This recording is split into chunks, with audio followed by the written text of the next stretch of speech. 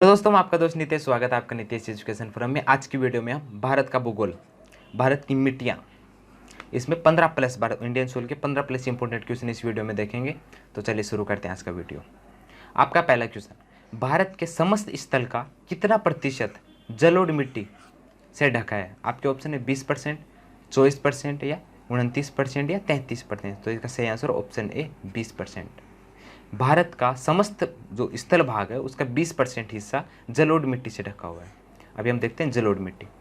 जलोढ़ मिट्टी जलोढ़क अथवा एल्यूवियम उस मुर्दा को कहा जाता है जो बहते हुए जल द्वारा भाग कर लाया जाए, कहीं अन्य जमा किया हो, अन्य भुरभुरा अथवा ढीला होता है। ये आपको ये दिखाया गया जलोढ़ मिट्टी। जलोढ़ मिट्टी बहते हुए पानी के साथ बहकर आती है, जैसे गंगा नदी से बहते हुए पानी में। नॉर्मली जलोढ़ मिट्टी जो पाई जाती है वो गंगा नदी के तटीय, जो गंगा नदी का जो डेल्टा है वहाँ पे पाई जाती है। यह मिट्टी भारत में लगभग 20%, कितना प्रतिशत क्षेत्रफल कवर करती है? 20% पर पाई जाती है। ये कहाँ कहाँ पाई जाती है? तो ये नॉर्मली उत्तर भारत में जलोढ़ मिट्टी पाई जाती है। उत्तर भारत में कहाँ? पंजाब से लेके जो गंगा, जो पश्चिम बंगाल का गंगा डेल्टा है वहाँ पे ये पाई जाती है जलोढ़ मिट्टी। भारत का कितना परसेंट? 20%। अगर मैं आपको राज्य के नाम बताऊं तो ये पाई जाती है यूपी में, एमपी में, फिर पाई जाती है बिहार में, और बाद में पश्चिम बंगाल जलोढ़ मिट्टी पाई जाती है। नामकरण जलोढ़क क्यों पड़ा? जलोढ़क शब्द से मतलब है जल से लाया हुआ। जलोढ़क कहने का अर्थ होता है जल प्रवाह द्वारा निर्मित, मतलब पानी जल अपने साथ भाग कर इस मिट्टी को लेके आता है। फिर ये मिट्टी जल के मतलब नदी के आजू बाजू में इकट्ठा हो जाती है। इसको डेल्टा बोलते हैं। इसके दो प्रकार, बांगर और खांदर। जलोढ़ मिट्टी के दो प्रकार होते हैं। कौन कौन से? बांगर और खांदर। ये हम आगे देखने वाले हैं। तो चलिए नेक्स्ट क्वेश्चन पे। गंगा के मैदान की पुरानी जो कच्छारी मिट्टी है, पुरानी कच्छारी मिट्टी कहलाती है। आपके ऑप्शन है बावर या बांगर, क्यों खांदर या तराई। तो इसका सही आंसर है ऑप्शन बी बांगर। गंगा नदी का जो डेल्टा है उसके आजू बाजू में जो पुरानी कच्छारी मिट्टी होती है उसको कहते हैं बांगर। अभी हम देखते हैं बांगर क्या है। ये जलोढ़ मिट्टी के ही दो प्रकार है, बांगर और खांदर। पुरानी जो जलोढ़ मिट्टी होती है उसको बांगर कहते हैं। क्या कहते हैं? पुरानी मिट्टी को बांगर। यहाँ पे पुराना पूछा गया, पुरानी कच्छारी मिट्टी मतलब बांगर। और जो नई होती है उसको बोलते हैं खांदर।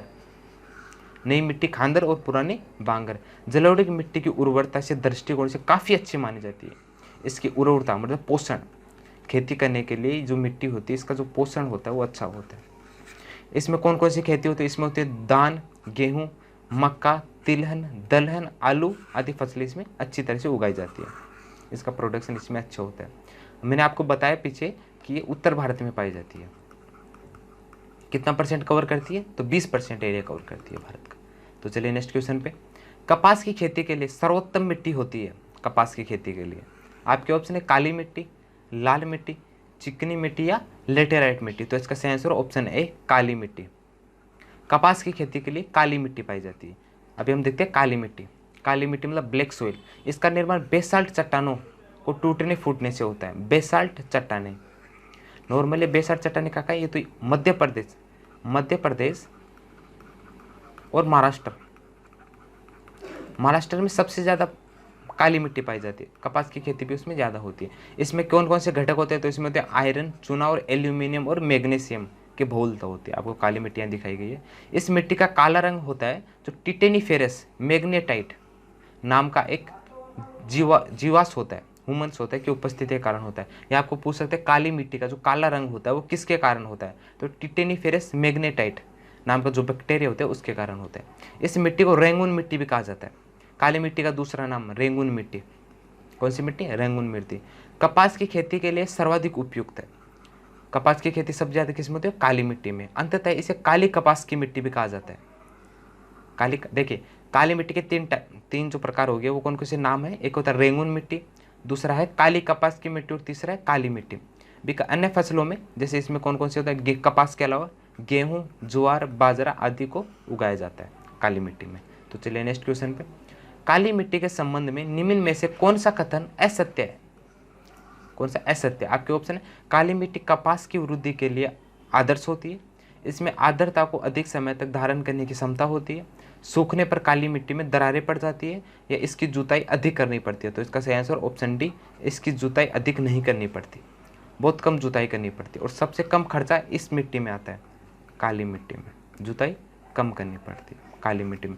काली मिट्टी कपास के लिए आदर्श है, ये हमने पीछे देखा है। इसमें आर्द्रता कि अधिक समय तक धारण करने की क्षमता होती है, पानी ये अधिक समय तक धारण कर सकती है, और पानी सूखने के बाद इसमें दरारें पड़ जाती है और ये खेती कम करनी पड़ती है। तो चलिए नेक्स्ट, भारत में लाल मिट्टी का सर्वाधिक विस्तार पाया गया है। आपके ऑप्शन है मध्य प्रदेश एवं छत्तीसगढ़ में, ओडिशा और पश्चिम बंगाल में, ऑप्शन सी आंध्र प्रदेश और तमिलनाडु में, या राजस्थान में गुजरात में। तो लाल मिट्टी पाई जाती है आंध्र प्रदेश और तमिलनाडु में। जो भारत का दक्षिणी भाग है वहाँ पे लाल मिट्टी सबसे ज़्यादा पाई जाती है। अब देखते हैं लाल मिट्टी के बारे में। लाल मिट्टी मतलब रेड सॉइल।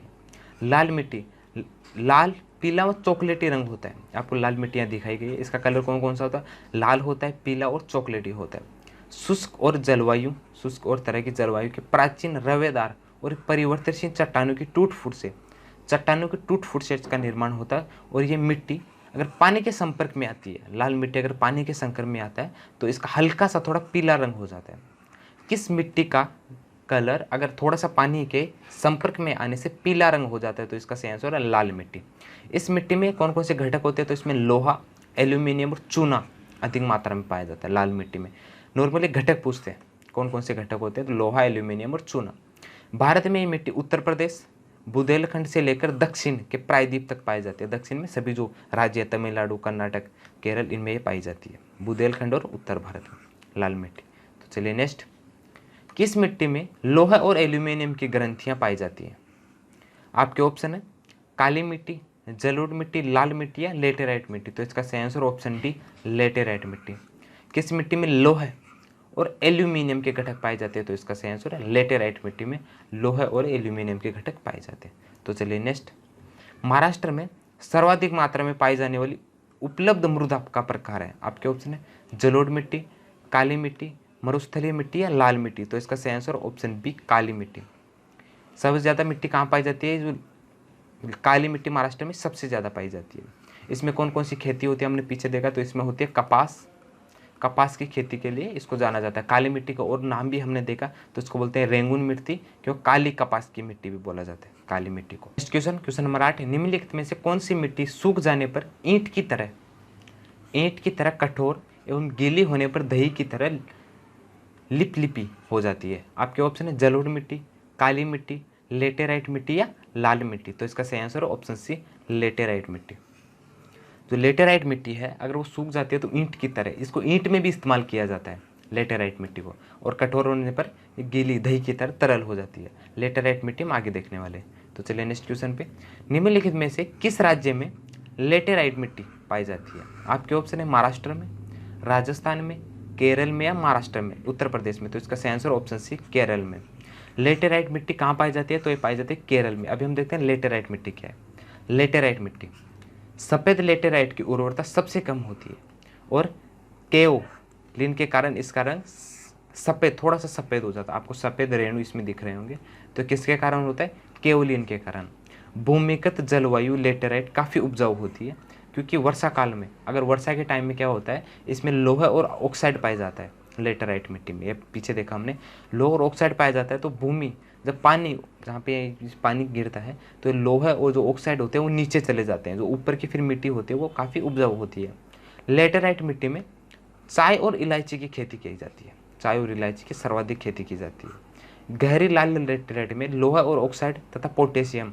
ऑक्साइड में कौन कौन से घटक पाए जाते हैं? तो इसमें आएगा लोहा ऑक्साइड और पोटास की बहुलता होती है। इसकी उर्वरता कम होती है, लेकिन निचले भाग में कुछ खेती की जा सकती है। तो चलिए नेक्स्ट क्वेश्चन पे, तमिलनाडु के 2/3 क्षेत्रफल किस मिट्टी का विस्तार पाया गया है तमिलनाडु में? आपके ऑप्शन है लाल मिट्टी, काली मिट्टी, लेटेराइट मिट्टी या जलोढ़ मिट्टी। तो इसका सही आंसर ऑप्शन है लाल मिट्टी। हमने देखा है कि लाल मिट्टी उत्तर प्रदेश में, बुंदेलखंड में और दक्षिण जो भारत है प्रायद्वीप उसमें पाई जाती है। तो उसमें तमिलनाडु भी आएगा, कर्नाटक भी आएगा, केरल में थोड़ी पाई जाती है। तो लाल मिट्टी कहाँ पाई जाती है? तमिलनाडु में 2/3 क्षेत्र पर पाई जाती है।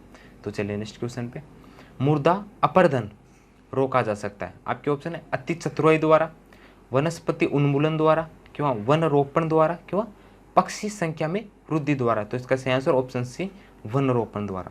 ज़्यादा से ज़्यादा पेड़ लगाकर आप मृदा अपरदन रोक सकते हो।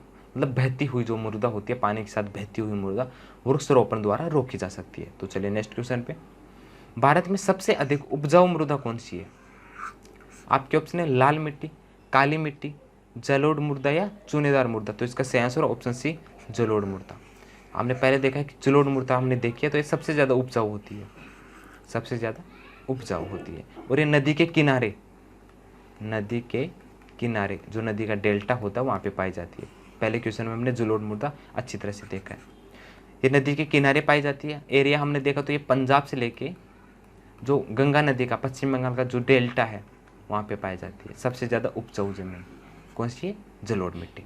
तो चलिए नेक्स्ट, उपजाऊ जलोढ़ मृदा डैश डैश का उत्पादन करने के लिए सबसे उपयुक्त है।